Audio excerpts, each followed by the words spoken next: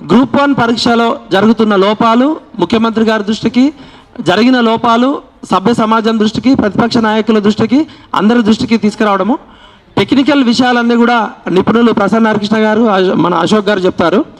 ఒక జర్నలిస్ట్గా, ఒక తెలంగాణ ఉద్యమకారుడుగా నా ముందు కొన్ని ప్రశ్నలు ఉన్నాయి, నిరుద్యోగులు పంపించిన ప్రశ్నలు.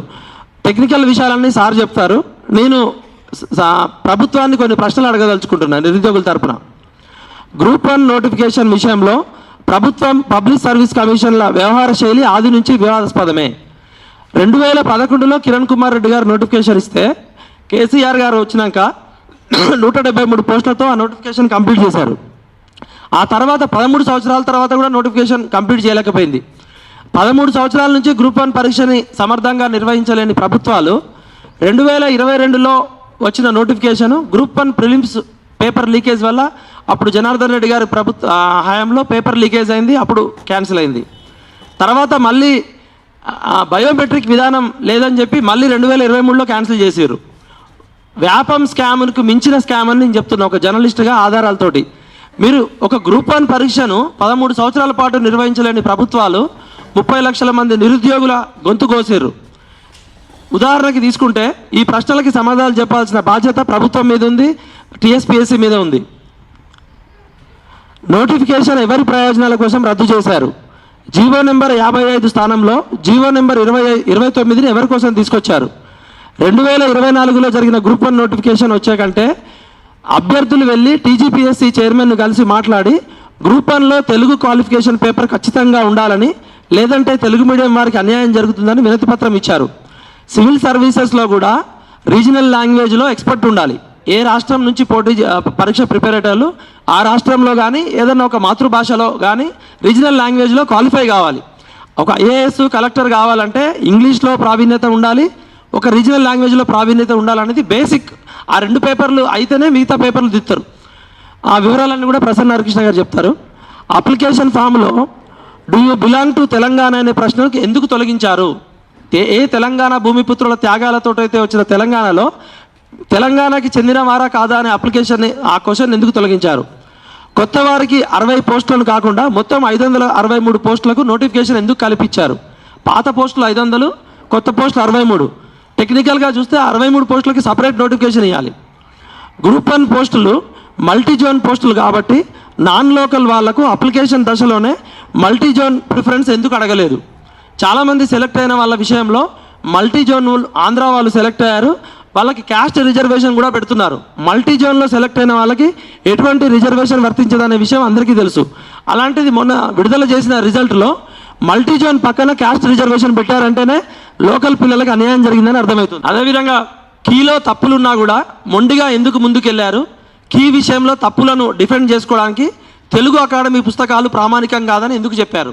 సిలబస్లో తెలుగు అకాడమీ పుస్తకాలే ప్రామాణికం అని చెప్తారు, రిజల్ట్ వచ్చినాక తప్పులున్నాయని చెప్తే తెలుగు అకాడమీ పుస్తకాలు ప్రామాణికం కాదని చెప్తారు.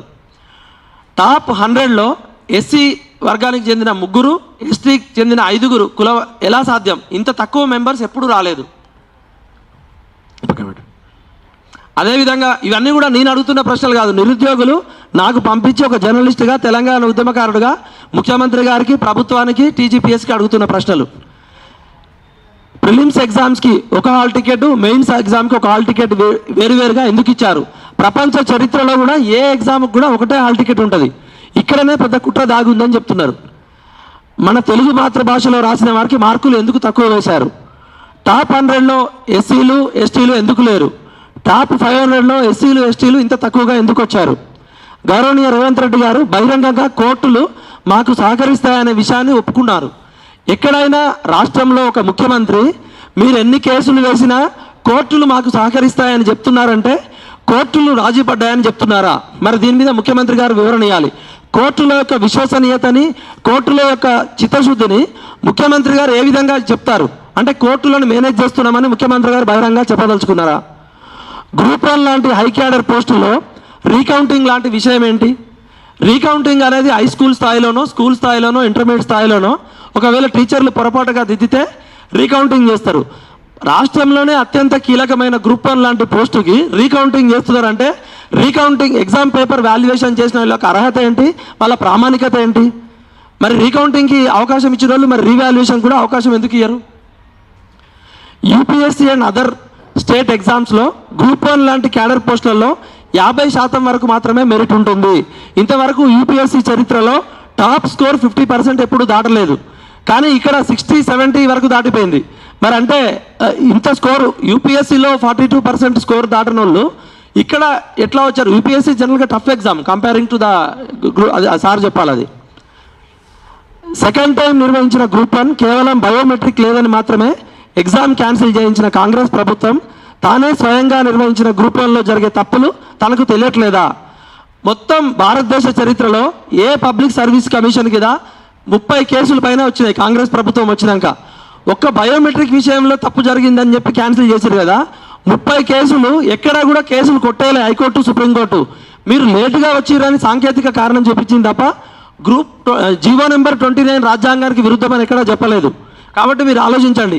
ఈ గ్రూప్ 1 అనేది ఎప్పటికైనా రాజ్యాంగానికి విరుద్ధంగా మీరు ఫలితాలు ప్రకటిస్తే భవిష్యత్తులో కూడా కొట్టేసే ప్రమాదం ఉంది. అప్పుడు ఎవరు ఆన్సర్ చెప్తారు? ఎవరైతే టాప్ మార్క్స్ స్కోర్ చేశారో వారి పేపర్స్ని మాకు నమూనాగా ఇవ్వండి అని నిరుద్యోగులు అడుగుతున్నారు.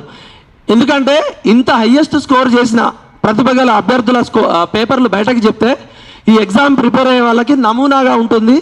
ఎలా ప్రిపేర్ కావాలి, మెయిన్స్ ఎగ్జామ్లో ఎలా స్కోర్ చేయాలనేది మాకు అందరికీ ఆదర్శంగా ఉంటుందని అడుగుతున్నారు.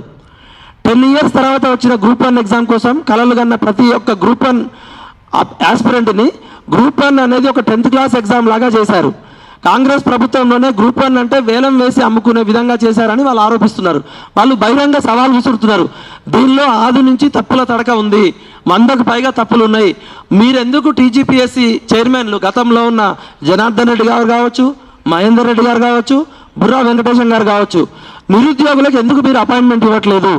విజిటింగ్ అవర్స్ 3 to 4లో ఎవరైనా కలవడానికి వెళ్తే Aadhaar card, hall ticket, phone number తీసుకొని ఒక 4 కానిస్టేబుల్ తీసుకొని వెళ్ళి ఏదో జైల్లో తిహార్ జైల్లో టెర్రరిస్టులను కలిసినంత పని అవుతుంది బుర్రా వెంకటేశం గారిని కలవాలంటే. సెక్రటరీ ఆయన నికోలస్, ఆయన పేరేం పేరు నవీన్ నికోలస్ అయితే అసలు అసాధ్యం ఆయన కలవడం. మనం ప్రధానమంత్రిని కలవచ్చు కానీ నవీన్ నికోలస్ని కలవరేము. గ్రూప్ 1 ఏమన్నా పాకిస్తాన్లో ఉందా? టీజీపీఎస్సీ ఆఫీసు ఎప్పుడు పోయినా 50 నుంచి 100 మంది పోలీసులు ఉంటారు. జవాబుదారీతనము, పారదర్శకత లేకపోవడం అంటేనే అక్కడ అవినీతి జరుగుతుంది, కుట్రలు జరుగుతున్నాయని అర్థం. అదేవిధంగా కొన్ని సంవత్సరాలు తపస్సు చేస్తే గ్రూప్ 1 ఎగ్జామ్ వస్తుంది నోటిఫికేషన్. చాలామంది బయట సమాజానికి 563 పోస్టులే కదా తర్వాత రాసుకోవచ్చు అంటారు. సుప్రీంకోర్టు జడ్జి గారు కూడా ఈ 500 పోస్టుల కోసం ఇంత లొల్లేందుకు మళ్ళీ ఎగ్జామ్లో ప్రిపేర్ కమ్మన్నారు. 13 సంవత్సరాల తర్వాత వచ్చిన నోటిఫికేషను 30 లక్షల మంది నిరుద్యోగులు అప్లై చేసుకున్నారు. 4 లక్షల మంది అభ్యర్థులు రాసిన వచ్చిన గ్రూప్ 1 నోటిఫికేషను మళ్ళీ ఎప్పుడు వస్తుందో తెలియదు. ఒకసారి గ్రూప్ 1 ప్రిపేర్ కావడం అంటే దాదాపు 10 సంవత్సరాలు తమ జీవితంలో విలువైన యవ్వనాన్ని, తమ పేరెంట్స్ యొక్క ఖర్చు పెట్టిన కాలాన్ని, అలాంటిది గ్రూప్ 1 ఎగ్జామ్స్ని ఇంత నిర్లక్ష్యంగా, ఇంత ట్రాన్స్పరెన్సీ లేకుండా నిర్వహిస్తున్నారంటే ఖచ్చితంగా దీనిలో కుట్ర ఉందని ఒక జర్నలిస్ట్గా నాకు చాలా సమాచారం ఉంది. నేను బహిరంగ సవాల్ విసురుతున్నా. దీని మీద సిబిఐ ఎంక్వైరీ చేయాల్సిన అవసరం ఉంది. మధ్యప్రదేశ్లో ఏ విధంగా అయితే వ్యాపం స్కామ్ ఉందో అంతకి మించిన స్కామ్. 3 టీజీపీఎస్సీ చైర్మన్లు మారారు, 2 ప్రభుత్వాలు మారినాయి. కానీ గ్రూప్ 1 పేపర్ లీక్ చేసిన వాళ్ళకి శిక్ష పడలే. గ్రూప్ 1 పేపర్లో జరిగిన లోపాల మీద ఎవరు ఆన్సర్ చెప్పరు. ఇది ముఖ్యమంత్రి గారికి, టీజీపీఎస్ చైర్మన్కి బహిరంగ సవాల్. ఎవరు చర్చకు వస్తారో రాండి.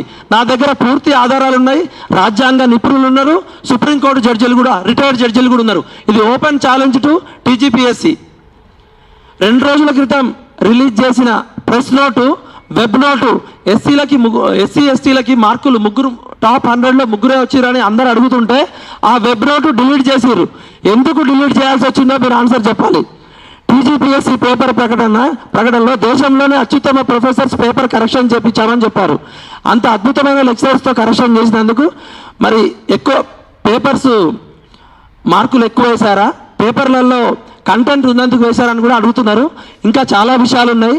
స్థూలంగా చెప్పాలంటే గ్రూప్ 1 పరీక్ష అనేది ఆలీబాబా అరడజన్ దొంగల్లాగా తప్పుల తడకతో ఉందని, నేను పబ్లిక్ పాలసీలో ఒక మాస్టర్స్ డిగ్రీ చేసిన, జర్నలిజంలో ఒక పిహెచ్డి చేసిన, కోటి ఉమెన్స్ కాలేజీలో ఒక అసిస్టెంట్ ప్రొఫెసర్గా పనిచేసిన, అన్ని రకాల సాంకేతిక నిపుణులు, రాజ్యాంగ నిపుణులు, ఈ దేశంలో ఉన్న ఎక్స్పర్ట్స్ తోటి మాట్లాడినాక నేను మాట్లాడుతున్నా. ఈ నిరుద్యోగులు తరపుతున్నా నేను మాట్లాడుతున్నది తప్పని ప్రూవ్ చేస్తే టీజీపీఎస్సీ ప్రూవ్ చేసి ఏదానికైనా నేను సిద్ధం.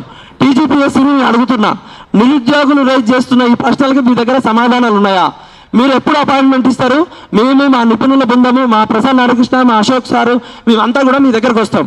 మా క్వశ్చన్స్కి ఆన్సర్ చెప్పాల్సిన బాధ్యత మీ మీద ఉంది, రేవంత్ రెడ్డి గారి ప్రభుత్వం మీద ఉందని తెలియజేస్తూ నాకు ఈ అవకాశం కల్పించిన పెద్దలకి హృదయపూర్వక అభినందనలు. దయచేసి మీడియా నిరుద్యోగుల తరపున ఈ ప్రశ్నలు సమాజంలోకి తీసుకెళ్ళండి, ప్రతిపక్ష పార్టీల దృష్టికి తీసుకెళ్ళండి, ప్రభుత్వం దృష్టికి తీసుకెళ్ళండి కోరుతూ